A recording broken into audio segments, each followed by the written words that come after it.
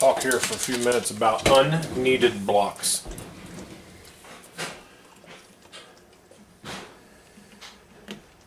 Every year, there are always, even at the every level of play, high school, college, pro, Pee Wee, there are always blocks that are unnecessary. If we're running a play,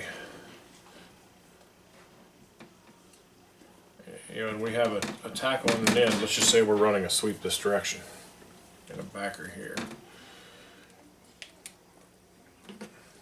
and we're running the sweep. Here's our halfback, and our halfback's running this direction with the ball, and he's right here. Naturally, we need to be having these blocks. They're affecting the play. As our halfback progresses up here, we still need to be holding these blocks. They affect the play. Once our halfback gets here and he is running this direction, these blocks are no longer necessary. We always teach every kid to block into the whistle. This is what happens sometimes. As the play gets farther and farther down the field, the defense is going to start running to chase our running back. If we come in behind this guy and push him in the back, because he is in a trail position, and we push this kid in the back, that's a penalty. That is a clipping. That's a 15-yard penalty from the point of the foul. This kid is never going to chase this running back down, especially if, say, this running back's even, say the running back's up here. There's no way this kid is going to chase him down.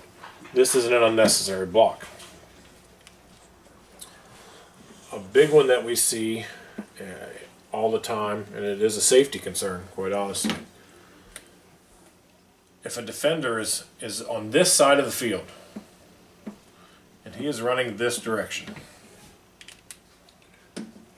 there is no way this kid is ever going to make a play on this running back if he is in the trail position on the opposite side of the field. What happens many times after our center, if nobody shows second level, I go to the first level, second level, I'm going to go to the third level. Now our center is running this direction as well.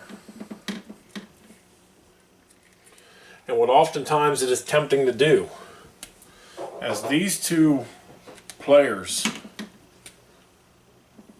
come into contact with each other, this center can put a hit on this kid that is never going to make a play, never going to make this play. Put a blindside block on this kid, or more often than not, you don't see him coming, it's a big hit. That's when this kid gets hurt. That is an unneeded block. If they're in a trail position and our running backs, any team's running backs, are 10 yards ahead of the defender and you're on the opposite side of the field, there's never any reason to ever hit this kid from the blind side. He is never going to make this play. That is an unnecessary block.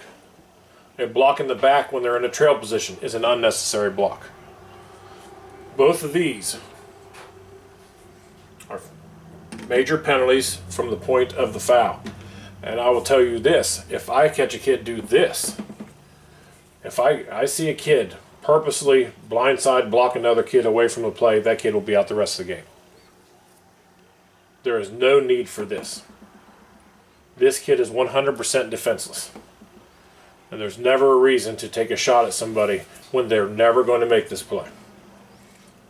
So just to cover that, we're not going to tolerate it. From the coaching staff, if I see you earhole somebody away from the play, you will be done the rest of the game. Because that is a safety concern.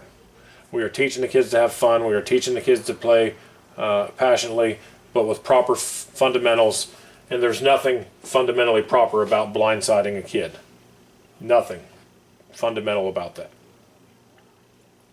The push in the back is unneeded. A blindside block is unnecessary. So just wanted to talk about that. We have never had a kid do that this year. We are going to talk about it at practice. Also, just to help them better understand, it's easy to look at stuff on a whiteboard, but it's a lot easier to see actually when you're running on the field, you know, when you should and should not engage a block. So just wanted to touch base about unneeded blocks, you know, just so that everybody's on the same page in the name of player safety.